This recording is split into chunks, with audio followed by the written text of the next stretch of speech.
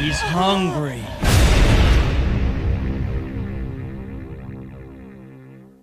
Used for the assault force made up of genetically altered women with large breasts. Molly. Funny little bastard.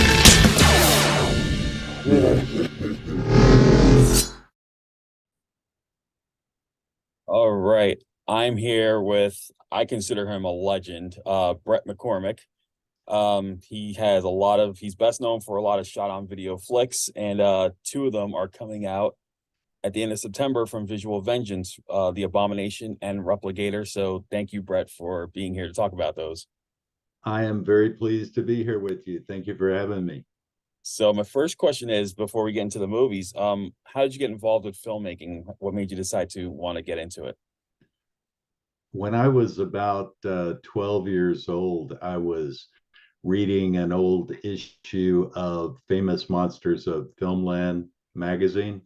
And I was a huge horror fan already by then and went to the theater as often as I could to see horror films. Well, in this magazine, there was a section in the back for kids who wanted to correspond with other horror fan kids all across the country.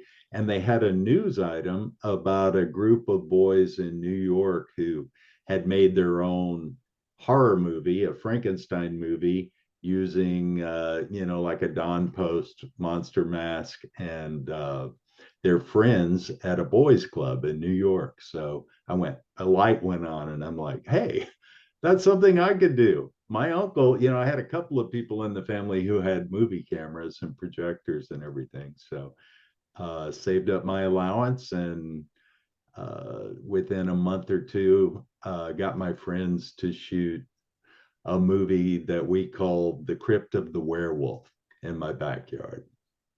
That's awesome. Oh, wow. And that would lead to some of the greats that you did throughout the 80s and 90s, including The Abomination, which Abomination I saw on Saturday, and I absolutely loved it. I mean, even the story was I felt it was original in some ways. I know you could tell it was inspired. I thought of other films such as like The Beast Within and a couple of these other type films, especially the ones that like where the monster like takes over your mind, and kind of like The Shining and like those type of movies. Sure. But what really was interesting was, I mean, the fact that it was shot on Super 8, which looked amazing. It looked like it could have came right out of the old school video stores, and then the special effects were really good. Like a lot of gore, but it was so well done.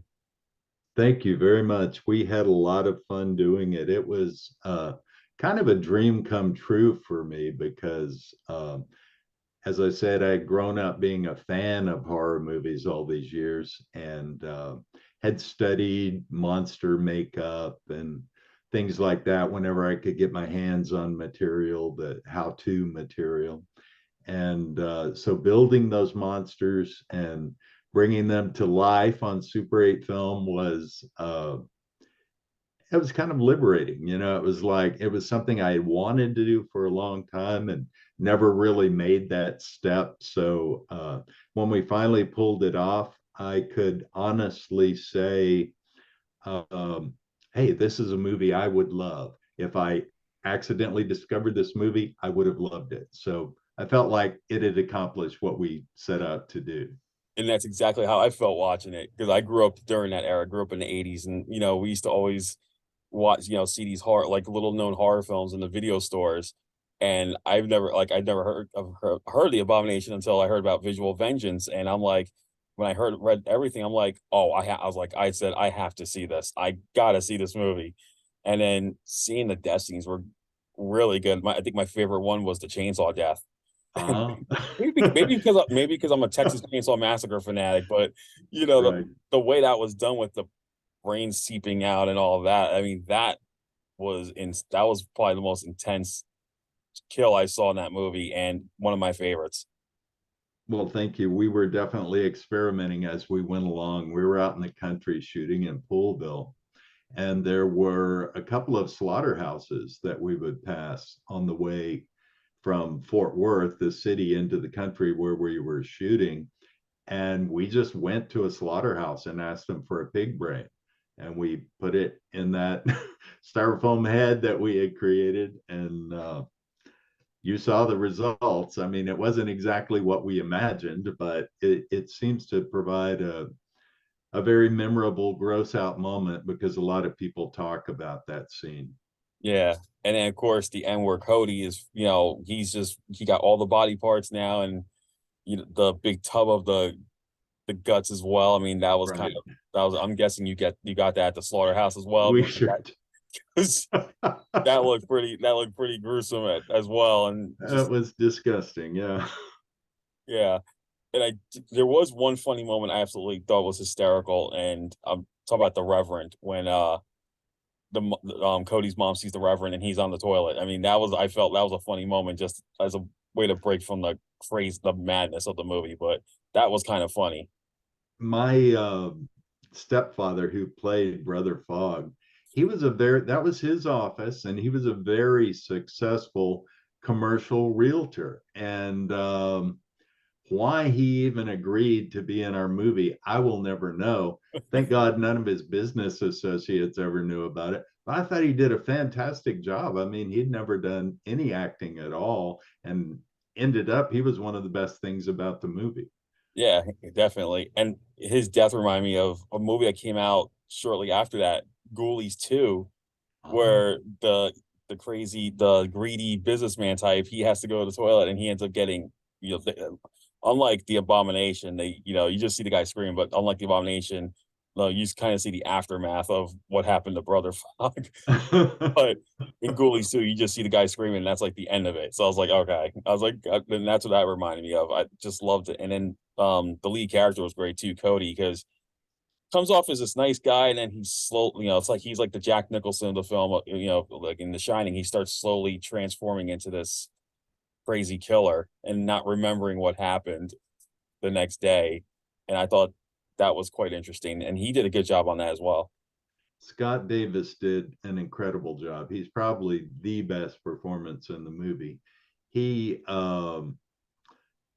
man, we put him through the paces and asked a lot of him and paid him very little money, but he was a real trooper. I think he did a great job of performing. He was always spot on. Whatever we asked him to do, he was ready to do it at a moment's notice. That's awesome. Overall, that was a fantastic movie. I love The Abomination. And Thank you. then also coming out this month is RepliGator. And I would love to know Replicator. where the idea for this one came about. What was your inspiration on this one? At the time we did that, I had just done several films in Irving, Texas, and we had a refrigerator full of short ends of 35 millimeter film. And I was trying to make 5 films before the end of the year. This was the end of September. I contacted Keith Jornis, who wrote the script, and asked him if he could write a script in a week, and then we would film it the following week, try and shoot it in less than a week. He said, sure.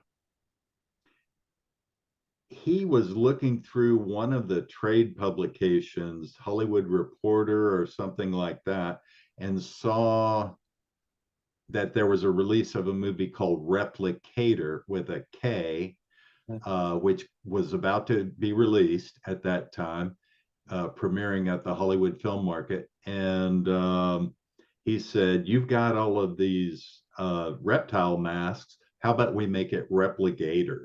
And I'm like, whatever, man, as long as we have a script in a week, I don't care. So they just went completely wild with the script. He and T.G. Weems, who was the CGI guru that we used on the film, he helped write the script as well. And they just put in whatever oddball stuff they thought would work with the resources we had readily at hand. We threw that thing together, and I have to say, RepliGator and Abomination were the 2 films that I had absolutely no outside support from, in terms of people saying, yeah, this is a good idea, let's do it.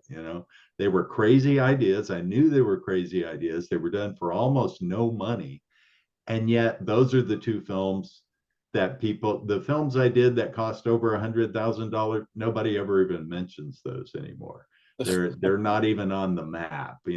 And these two little films that everybody said, man, this is crazy, I don't know why you're wasting your time, those are the ones that fans are still wanting to watch. So I can't claim to understand why or how it works this way, but that's what happened. Yeah, I know one thing for sure. Like me, I like the old school shot on video out of print stuff, because I grew up watching like a lot of horror flicks, and I keep hearing about when I kept hearing about all these ones during my teen years. I'm like, one day I hope to see like these type of movies, and now we're finally we got that chance now, thanks to Visual Vengeance and those Visual guys. Vengeance, yeah. I mean, they did such an excellent job with last year's slate, and then I saw this year's slate, including your films, and I'm like even more stoked now. It's like I cannot wait to see this nostalgic cinema come back to life for the new generations. So I think it's awesome. I cannot tell you how grateful I am that there are people like Rob Hochschild at Visual Vengeance who are willing to produce all the special features and put these films out in a manner that a degree of respect that they never received ever in their lifetime. In their original release, we were scraping the bottom of the barrel just trying to find someone who was willing to even handle the films. And now we have a guy like Rob who comes along and says, I love these movies, let's give it a really nice release. And frankly, I never imagined that would even happen. So I can't tell you how thrilled I am about that. That's awesome. And in RepliGator, you worked with two horror icons. And the first one I have to talk about, because we just talked about, I mentioned Texas Chainsaw Massacre, is Gunnar Hansen. And I love that he got to play more of a comedic role in this film, because he was like such a goofball character in Dr. Kildare. What was it like working with Gunnar Hansen on this film? Gunnar Hansen was a real pleasure to work with, just a really nice human being. I think he had a natural gift for comedy, even though he was known for Leatherface. I have to give credit where it's due, and involving Gunnar Hansen and Brink Stevens, all of that evolved by a man named Win Winberg, who had a production company called Aries Productions in Arlington, Texas. He saw what we had done with RepliGator.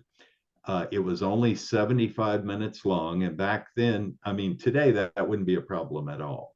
Right. But back then it had to be 88 minutes or as close to 90 minutes as you could get it.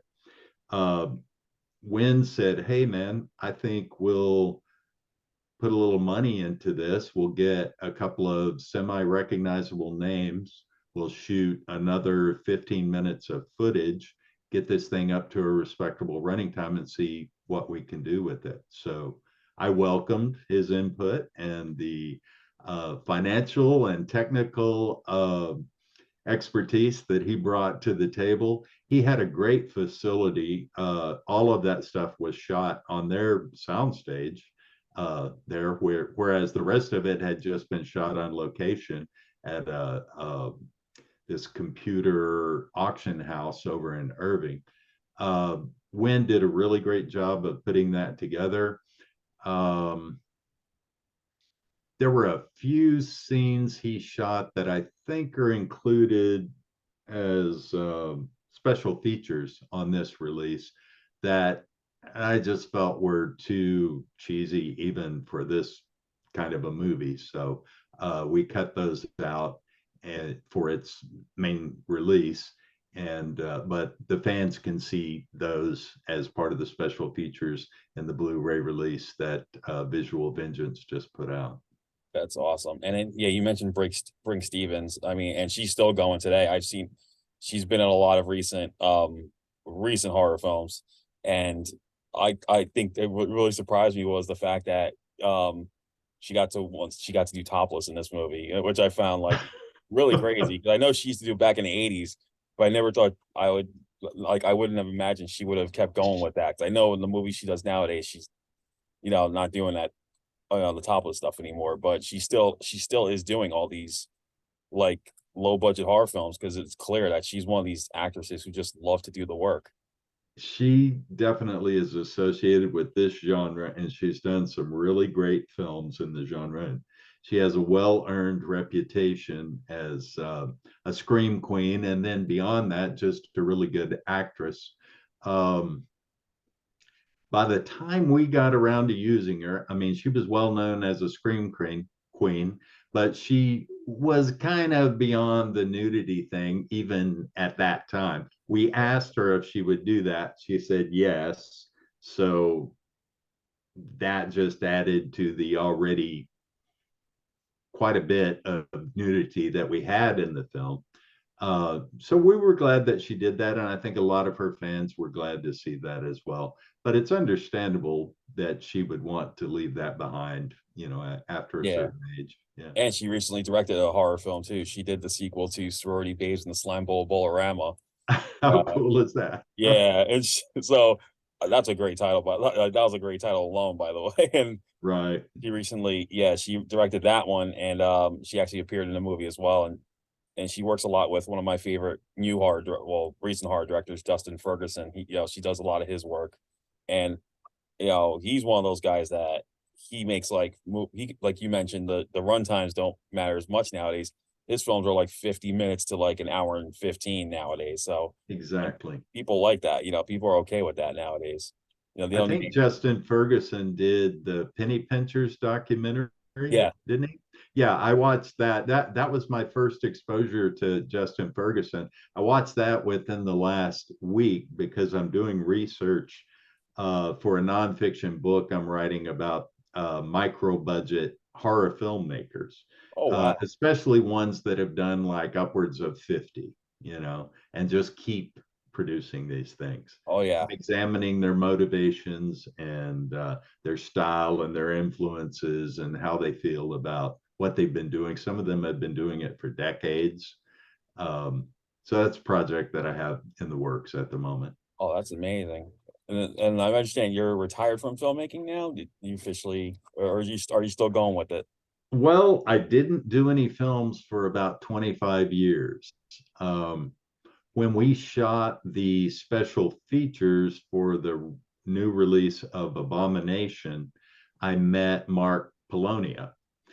And of course, he's done over 80 feature films now. Yeah. And I really liked Mark. He was very easy to like guy. I talked to him about what he had done. I watched some of his films.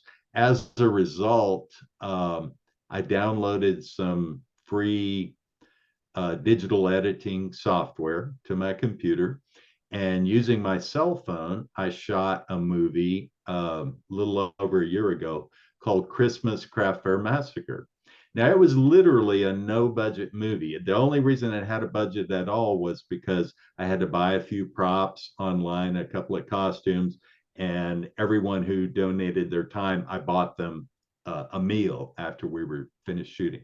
So with all of that, it came to about $350 that we spent on the movie. Wow. So it was as close to a no budget movie as I've ever done. But it was like my student film, because back in the day, I was shooting on film and the editing and everything was totally different, way more expensive. It was a way for me to learn the way that young people are making movies now. Well, now that I've got that under my belt, I'm intending to shoot another horror film probably in October or November, again using friends and getting people involved for as little money as possible. Because even though we could spend more money on it, there's so much competition in the low budget film market. There's hundreds and hundreds of films out there. So based on expectations of what we can earn, we're still going to do it as close to dirt cheap as possible. Well, that's a good thing. I will tell you that. I mean, the horror film community is definitely there. they will rally against, they will back up anyone, and even if they make no budget movies, they will back everyone up because so you're bound to have a fan base. And I actually saw the trailer for Christmas Craft Fair Massacre, and Yeah.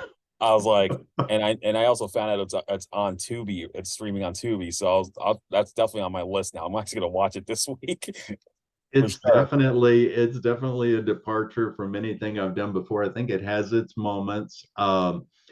Based on what I saw that Mark Polonia and some of the others were doing, I tried to make it a little more kid friendly. I mean, it's got some gore and stuff, but the gore is done in such a way that you really don't take it very seriously, you know. Yeah, I wanted kids to be able to watch it as a horror film, but not to be really terrified by it, you know. yeah, exactly, and that's cool. I mean, and I met a filmmaker about a year or two ago, Paul Dale, and he Yeah. does no budget flicks too, and he did one called Sewer Gators. And Ah, there's a scene where one of the victims is getting attacked by these little baby gators, and you could tell like his budget must have been from like Dollar Tree, because they look like the little like Dollar Tree crocodile animals that you buy in the toy section. right. He's like you, like what you just mentioned. He just like he works with buddies. He'll shoot the films in like 3 to 4 days, and then he had one released this year called Killer Kites, which surprised me. And right away, you already knew what the title is, and I'm like, Right.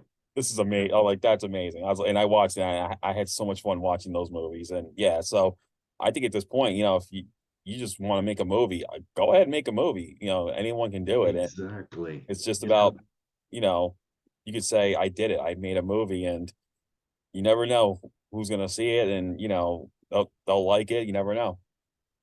It's liberating for someone like me because all the years that I was making movies, I always had more ideas than I could possibly ever produce. And a lot of my ideas were so off the wall and weird and cheesy that I would never consider committing a lot of money. Even a cheap movie would cost you $10,000 back in the day.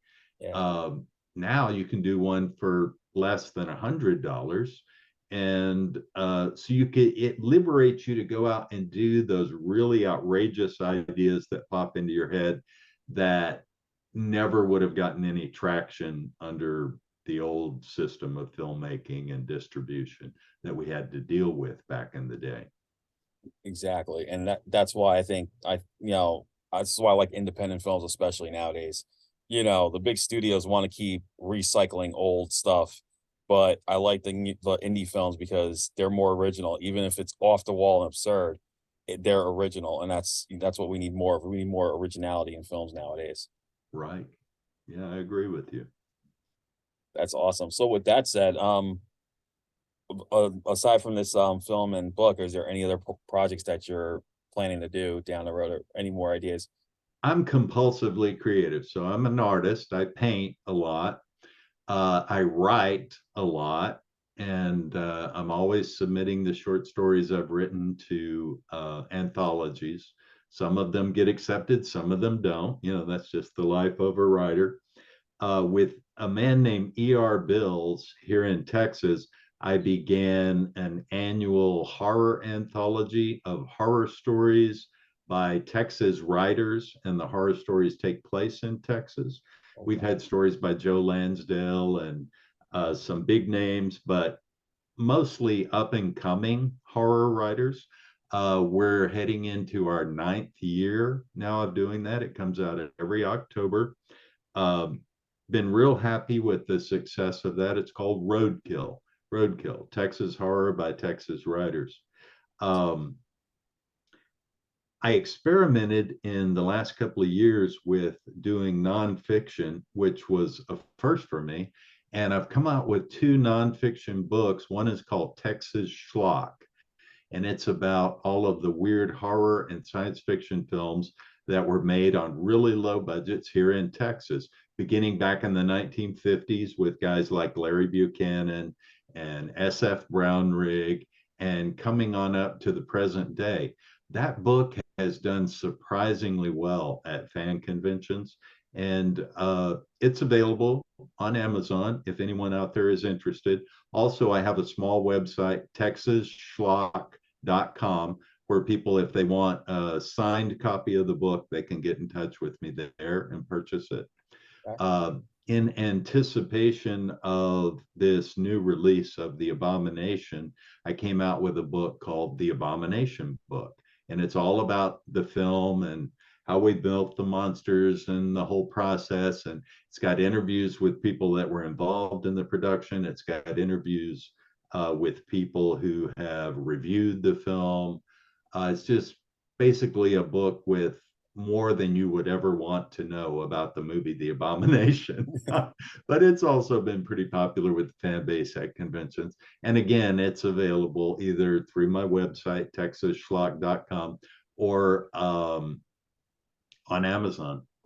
Awesome. Well, everyone, look out for September 26th, because you got a double feature of Bret's films with The Abomination and RepliGator coming to special edition Blu-ray on Visual Vengeance.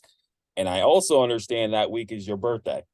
So my birthday is September 29th. So I'm gonna say right now, happy early birthday. Thank you. I'm hitting big 65 years old this year. That's awesome. Well, it's quite a surprise to me after all this time that there are still I can't even imagine with the types of films that are made now and the types of films that a teenage viewer is accustomed to seeing. It's weird to me that they are even interested in a film like The Abomination, but I'm very grateful that they are. And I have to say, this is just a very unexpected honor to be having these films re-released. And who knows, this might even inspire a new generation of up and coming horror filmmakers to want to pursue that dream of making these movies. So kudos. I suppose that's possible. Yeah. Well, everyone, remember, check out The Abomination and RepliGator on September 26th from Visual Vengeance. And I will definitely put Bret's link into the description here when the interview comes out. And thank you so much again, Bret, for taking the time to talk about everything. And I had such a great time. I very much appreciate what you do. Thank you for having me on. All right. Well, everyone, you take care and have a good day. You too.